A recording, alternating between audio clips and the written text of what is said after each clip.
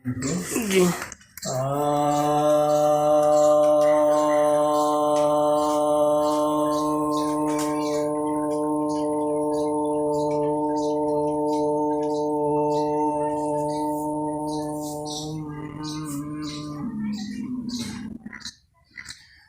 सभी भक्तजनों को सप्रेम नमः।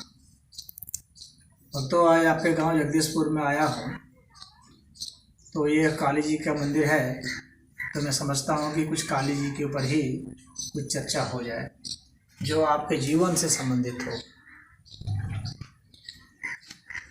पहले समझिए कि जो शक्ति होती है वो शक्ति कई कई रूपों में प्रकट होती है। शिव से भिन्न शक्ति है।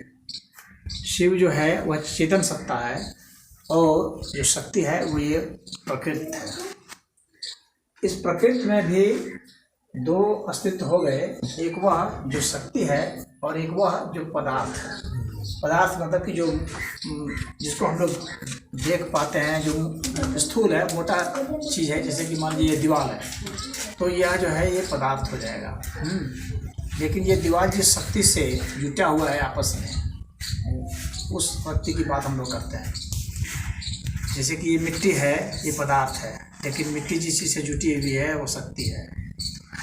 जैसे विद्युत जो है शक्ति होती है, जैसे कि प्रकाश शक्ति है, जैसे कि ध्वनि शक्ति है, जैसे कि गुरुत्वाकर्षण शक्ति होती है। जब आप फेंक देते हैं, ढेला ऊपर फेंक देते हैं तो वो नीचे गिर जाने के कारण किससे गिरता है? गुरुत्वाकर्षण शक्ति से। जैसे कि हम और आपस में हम और आप बैठे हुए हैं तो हम दोनों के बीच में एक शक्ति है जिसके कारण जो है हम लोग का आदान प्रदान हो रहा है, जिसके कारण हम लोग जो है एक दूसरे से संवेदना प्रकट कर सकते हैं। यह भी एक शक्ति है। तो शक्ति जो है सदैव सबसे निकलते रहती है, हर समय निकलते रहती है। अब इस शक्ति का ही जब हम परिचय प्राप्त करेंगे, इस शक्ति के विषय में जानेंगे, तो ही हम इस शक्ति का अच्छा उपयोग कर सकेंगे और तो ही जो है हम अपनी समस्याओं से छुटकारा पा सकते हैं। जैसे भूख नहीं लग रही है, इसका मतलब मंदाग्नि, इसका मतलब है भूख को मतलब भोजन पचाने की ताकत हमारी कम हो गई, शक्ति कम हो गई। तो हमको यह भी सब जानना है कि हमारे कौन कौन शक्ति घट रही है और हम उसे कैसे कैसे बढ़ा सकते हैं। अब चूँकि अब मैंने जैसे कहा कि ये शक्ति है, तो शक्ति के भिन्न भिन्न अवतार हैं। अवतार का मतलब क्या हो गया कि शक्ति भिन्न भिन्न रूपों में है, एक रूप में नहीं है, कई कई रूपों में शक्ति प्रकट है हमारे चारों ओर, इर्द गिर्द, आगे पीछे, हर तरह से। तो हम लोग के शरीर के भीतर में भिन्न भिन्न शक्तियाँ हैं। जैसे आँख के देखने की शक्ति अलग है, कान के सुनने की शक्ति अलग है, नाक से सूंघने की शक्ति अलग है, जीभ से स्वाद लेने की शक्ति अलग है। तो ये सब हम लोग की भिन्न भिन्न शक्तियाँ हैं। और जब हम लोग भोजन खाते हैं तो भोजन क्या है? पदार्थ है, उसमें शक्ति निहित है उसके अंतर्गत। जब उसे खाते हैं, हजम करते हैं, तो उसका हमारे भीतर की जो शक्ति जो उसको तोड़ती है और उससे और बड़ी शक्ति निकलती है, ज़्यादा शक्ति निकलती है। उसका उपयोग फिर हम लोग अलग अलग कार्यों में करते हैं। यानी शक्ति जिसके पास जितनी होती है वह उतना ही कार्य कर सकता है, और जिसके पास कम शक्ति होती है वही जो है आलसी जैसा कहीं बैठा हुआ है, कहीं लिपटा हुआ है, उसे आलस छाया हुआ है, मुर्दनी छाई हुई है, वही गरीबी के जंजाल में फंस सकता है। गरीबी के जंजाल में कौन है? जिसके पास शक्ति कम है। ठीक है, इतना जान लीजिए। इस दुनिया में वही व्यक्ति गरीब होता है, वही व्यक्ति मूर्ख होता है, अनपढ़ होता है, जिसके पास शक्ति कम होती है। जिसके पास शक्ति ज़्यादा होती है वो कभी भी ना गरीब होगा ना अनपढ़ होगा। वो जहाँ भी पैदा लेगा वहाँ से वो अपनी ताकत लगाता हुआ आगे बढ़ता चला जाता है, वो रुकता नहीं है। जैसे कि मान लीजिए कि धीरू भाई अंबानी थे, बहुत ज़्यादा अमीर नहीं थे, गरीब थे, लेकिन वहाँ से पढ़ते पढ़ते वो बहुत बड़े अमीर हो गए। तो कोई व्यक्ति जैसे आज आपके देख लीजिए, प्रधानमंत्री हैं आपके भारत के, साधारण से घर में पैदा लिए, लेकिन शक्ति ज़्यादा होने का कारण क्या है? आगे बढ़ता चला जाता है, रुकता नहीं है, थकता नहीं है, क्योंकि उसका लक्ष्य बड़ा होता है। तो जिस व्यक्ति ने अपनी शक्ति को पहचाना, अपने लक्ष्य को पहचाना, लक्ष्य बनाने के लिए भी शक्ति चाहिए। तो जब आप लक्ष्य बनाते हैं, बड़ा लक्ष्य बनाते हैं, तो आपके भीतर शक्ति जागृत होती है। अगर आपका लक्ष्य ही छोटा रहेगा तो शक्ति नहीं जागेगी ना, उतनी ही जागेगी ना। अब साधारण सा लक्ष्य अगर बनाएंगे कि आज बस मुझे खाना मिल जाए, मेरा दिन पार हो जाए, अगर आपकी ज़िंदगी का यही लक्ष्य हो जाएगा तो वो शक्ति उतनी ही जागेगी ना जितनी आपको ज़रूरत है। तो अपने दिमाग के भीतर में शक्ति जागृत कीजिए, बड़ा लंबा लक्ष्य धारण कीजिए। जब आप लंबा लक्ष्य धारण करेंगे तो आपकी ज़्यादा बड़ी शक्ति आप में पैदा होगी, तो ही आप ज़्यादा बड़ा काम कर सकेंगे। तो आपके भीतर शक्ति उत्पन्न होती रहेगी और सुबह उठते ही अपने एकदम जोश आ जाएगा, मुझे ये करना है, वो करना है, इतना करना है, इतना करना है। आपको फिर आलस नहीं घेरेगा। तो आपका लक्ष्य छोटा हो जाएगा कि मुझे बस इतना दाल रोटी मिल जाए, 50 रुपया मिल जाए, हो गया दिन भर का पूरा। क्या होगा? लक्ष्य नहीं रहेगा कि मुझे ये पढ़ना, नहीं तो लक्ष्य होगा कि मुझे गीता पढ़ लेने हैं इतने महीने में, मुझे रामायण पढ़ लेना है इतने महीने में, मुझे ये डिक्शनरी खत्म कर लेनी है, ये ग्रामर खत्म कर लेना है। लक्ष्य जब हम रखेंगे तो ही शक्ति जागती है। तो शक्ति का रहस्य पहले समझिए। शक्ति का रहस्य यही है कि आपको पहले लक्ष्य बनाना पड़ेगा। लक्ष्य जितना बड़ा, शक्ति उतनी ही बड़ी होगी। आप चाहे कितने भी छोटे परिवार में पैदा हुए हैं, कितने भी गरीब परिवार में पैदा हुए हैं, कितने भी अनपढ़ परिवार में पैदा हुए हैं, आप अपनी स्थिति को बदल सकते हैं। अपना लक्ष्य बदल, लक्ष्य बदलिए, शक्ति अपने आप उत्पन्न होगी। यही जो है रहस्य है। अब जो है, अब काली जी का मैंने आपको जैसे बताया कि काली जी का रहस्य बताया। ये तो शक्ति हुए, शक्ति के भिन्न भिन्न अवतार हो जाते हैं। तो उसमें से एक अवतार है काली। काली का मतलब क्या हो जाता है? जो सभी शक्तियों को सोख सकता है। जो काला जो रंग होता है ना, वो सभी शक्तियों को सोख लेता है। कोई भी रंग डालेंगे आप काले रंग में तो वहाँ पर सूख जाना है, उसको अवशोषित कर लेता है। यानी जो काली जो होती है ना, वो शक्ति का पुंज होती है, सबसे ज़्यादा ताकत होती है उसमें, कालेपन में।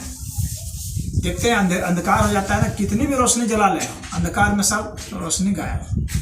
कितनी भी रोशनी जला ले, सब अंधकार में गायब। ये कालिमा की ताकत है। तो वह जो काली होती है, अब उस कालिमा की ताकत का ही प्रतिनिधित्व कर रही है काली जी। कितने भी बड़ा कोई कुछ भी हो जाए, उसको काली जी अपने में अवशोषित कर लेती है। तो कोई कितना भी बड़ा वीर बन जाए, कितना भी बड़ा ज्ञानी बन जाए, ध्यानी बन जाए, काली के सामने में कुछ नहीं है, उसको उसमें प्रवेश कर जाना है। तो काली जी का उदय इसीलिए होता है, शक्ति का पुंज इसीलिए उत्पन्न होता है कि संहार किया जाए दुष्टों का। तो काली की उत्पत्ति हुई संहार करने की। रक्त बीज राक्षस का नाम आप लोग सुने होंगे। रक्त बीज राक्षस हुआ था जिसे कि जिसका रक्त गिर जाता था जमीन पर, तो वह पुनः राक्षस हो जाता था। उसको मारने के बाद फिर उसका कोई रक्त गिरेगा, फिर राक्षस हो जाएगा। यानी एक तरह से जो आजकल विज्ञान में क्लोनिंग टेक्नोलॉजी कहा जाता है, जिसमें कि एक ही से कितनी हजारों या लाखों की चीज़ बना सकते हैं, उसी तरह से उसी का प्रतिनिधित्व रक्त बीज कर रहा है। यानी राक्षस भी जो होते हैं ना, वो इस तरह से बढ़ते चले जाते हैं, एक दूसरे के खून से बढ़ते चले जाते हैं। राक्षसों की संख्या इसलिए धरती पर बहुत ज़्यादा हो गई, क्योंकि काली का अवतरण कम हो जाएगा तो राक्षसों की संख्या बढ़ जाएगी। और राक्षसों को घटाना है तो काली का अवतरण चाहिए, वो शक्ति चाहिए। काली का मतलब वो शक्ति चाहिए जो राक्षसों का विनाश कर सके और उसके मूल सहित समाप्त कर सके, यानी जिससे वो उत्पन्न होता है, यानी उसको जिसका खून है। वह कहने का मतलब है कि वह जिस विचार को लेकर चल रहा है, जिस सिद्धांत को लेकर चल रहा है, उस सिद्धांत को ही जो चट कर जाए। तो काली जी सारा खून भी चट कर जाती थी। काली ने क्या किया कि अपने जो है अपना और रूप प्रकट किया और अपनी यक्षिणियों को उसमें लगा दिया। वे सारी यक्षिणियाँ जो थी वे सब जो है खून पी जाती थी, काली जी पी जाती थी। तो उन सब का पीने कारण क्या हुआ? रक्त बीज का फिर नाश हो गया। देखेंगे रक्त बीज राक्षस है, इसको काली जी से गर्दन काटे हुए हैं, तो उसका रहस्य ये है। लेकिन जब हम किसी का संहार करते हैं तो फिर एक संतुलन की जरूरत पड़ती है, और वह संतुलन भी बनाए रखना जरूरी होता है। तो संहार करते समय भी हमें होश में होना जरूरी होता है। हम बिल्कुल संहार करके सारी रोशनी भी नहीं मिटा सकते। तो ये दिन और रात का जिससे संतुलन होता है, तो उसी तरह से यह भी संतुलन है। प्रकृति का, पदार्थ का, शिवत्व का, असुरत्व का, देवत्व का, सबका संतुलन है।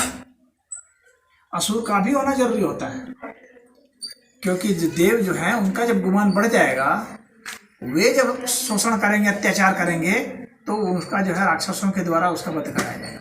और राक्षस जब शोषण करने लगेंगे तो फिर उसका उनसे वध कराया जाएगा। ये प्रकृति का संतुलन है, ये इस अस्तित्व का संतुलन है। यानी हर कोई एक मर्यादा के बाद जो है ना फिर बेकार हो जाता है। एक मर्यादा के बाद, एक समय जब उसका उपयोग हो गया, उसके बाद फिर शरीर धारण करने का कोई मतलब नहीं होता है। भगवान कृष्ण ने कहा अर्जुन को कि अर्जुन अब हम लोग के जाने का समय हो गया, क्योंकि हम लोग जिस कार्य के लिए आए थे वो कार्य पूरा हो गया। अब हम लोग अगर यहाँ शरीर धारण करते हैं, इसका मतलब है कि हम लोग संतुलन को बिगाड़ते हैं, इस अस्तित्व के संतुलन को हम लोग बिगाड़ेंगे। इसलिए हम चाहे कितने भी महान क्यों ना हो, कितने भी बड़े क्यों ना हो जाए, एक समय आएगा जब हमको जाना पड़ेगा, क्योंकि तब संतुलन जो है हम बिगाड़ेंगे। इसीलिए हर एक को संतुलन जो है बनाए रखना पड़ता है, सबका दायित्व होता है। और प्रकृति जो है वो जानती है कि संतुलन कहाँ पर है, कहाँ पर नहीं है। और वैसी स्थिति में फिर चाहे कोई महान आदमी हो, बड़े से बड़े लोग जो जन्मे इस धरती पर, धराधाम पर, और फिर सब समय आने पर चले गए। और उसका निर्धारण कौन करता है? शिव करते हैं। तो जब काली जो है संहार करना शुरू कर देती है, और उसके बाद जो है वो शक्ति का जब बहुत भीषण तांडव होता है, तो उसको शांत करना भी जरूरी होता है, ताकि संतुलन बना रहे। और उस संतुलन के लिए फिर जो है शिव जी आते हैं, क्योंकि काली के उस रूप को और कोई रोक नहीं सकता है। शक्ति को कौन संभालता है? शक्ति का संचार कौन कर सकता है? शक्ति को चेतना चलाती है। यहाँ पर मुख्य संदेश यही है कि शक्ति को चेतना ही चलाती है, और चेतना शिव जो है वही उसका प्रतिनिधित्व करते हैं। तो शिव ही काली को रोक सकते थे। और शिव भी कैसे रोक सकते थे? ऐसे नहीं कि वो रुक जा, ठहर जा, आदेश देकर के नहीं रोक सकते थे, क्योंकि शक्ति जो है वो आदेश नहीं सुनती है। शक्ति तो स्वयं आदेश देने वाली होती है, वो आदेश नहीं सुनती है। तो शक्ति जो है कैसे रुक सकती है? तो वह विनम्रता से ही रुक सकती है। और उसने विनम्रता ही वहाँ पर कथा में दिखलाया गया है कि वहाँ पर विनम्रता दिखाई। भगवान शिव क्या किए कि काली जी के पैरों पर लौट गए। तो जब हम लोग बहुत विनम्र हो जाते हैं, तब जो शक्ति जो है ना, जो संहार का रूप है, वो सृजन का रूप हो जाती है। तो जो संहार कर रहा है, जो नाश कर रहा है, वह जो है अब फिर उत्पन्न करने लगेगा, यानी ऐसी चीज बनाना शुरू कर देगा जिससे कि दुनिया का भला हो। और नहीं तो वो उत्पाद करता जाएगा, विध्वंस करता जाएगा, तोड़ता जाएगा, बुलडोजर से हम पूरा गिरा देगा पूरे गांव के घर को। वो तो बहुत आसान है, लेकिन घर को बनाना कितना कठिन होता है। लेकिन उसको रोकेगा कौन? वही शक्ति रोक सकती है जिसके पास विवेक हो। तो जिसकी चेतना जागृत हो, जिसके पास विवेक हो, वही रोक सकता है। तो वही शिव जो है वहाँ आते हैं, और काली जी का उनको पैर पड़ता है, और फिर काली जी को यह समझ में आ जाता है, होश आ जाता है कि संहार का समय अब समाप्त हो गया है, अब यहाँ से सृजन का समय शुरू होगा। तो शक्ति का वह जो स्वरूप है ना, उसका पटाक्षेप हो जाता है। हम लोग जो ये कहते हैं, जो अभी दुर्गा पूजा आने वाला है, तो उसमें जो 9 दिन तक चलता है दुर्गा के भिन्न भिन्न स्वरूपों का, तो उसमें जो है एक है कालरात्रि, एक जो है कालरात्रि। तो कालरात्रि की पूजा होती है, उसमें काली जी की ही पूजा होती है। तो काली जी के भिन्न भिन्न स्वरूप हैं, जैसे गौरी का भी है, स्कंद माता का भी है, कात्यायनी का है, शैलपुत्री है। तो ये भिन्न भिन्न स्वरूपों की आराधना होती है। तो उसमें एक कालरात्रि भी है, यानी पूरा अंधकार का समय है। और अंधकार में देखिए एक शांति होती है, क्योंकि सब ऊर्जा को सोख लेने के कारण जो है अंधकार में शांति आती है। प्रकाश तो हमें उत्तेजना देती है, हमें कार्य की ओर प्रेरित करती है, लेकिन उसकी जो शक्ति आती है उस प्रकाश की, वो कहाँ से आती है? वो काली से ही आती है। कि प्रकाश कहाँ से फूटता है? वो अंधकार से ही फूटता है कालापन। वो जो प्रकाश फूटेगा वो उसी कालापन से फूटता है, वहीं से निकलता है, और फिर उसी में जाके लीन हो जाता है। आप अंधेरा है, टॉर्च जलाएंगे, उसको पूरा अंधेरा है, टॉर्च जला, जब टॉर्च नहीं जलाता उसमें कहाँ था? वो अंधकार में था, अंधेरा था। और फिर जब रोशनी हुई, टॉर्च का प्रकाश गया, थोड़ी दूर के बाद देखेंगे प्रकाश खत्म हो गया, कुछ दूर जाकर वो कहाँ चला गया प्रकाश? वो सब अंधकार में सोख लिया, यानी अंधकार से निकला और अंधकार में विलीन हो गया। यही है काली की आराधना और काली की समझ, काली शक्ति। तो उस शक्ति को जब आप समझेंगे तो आप उसका उपयोग कर सकते हैं।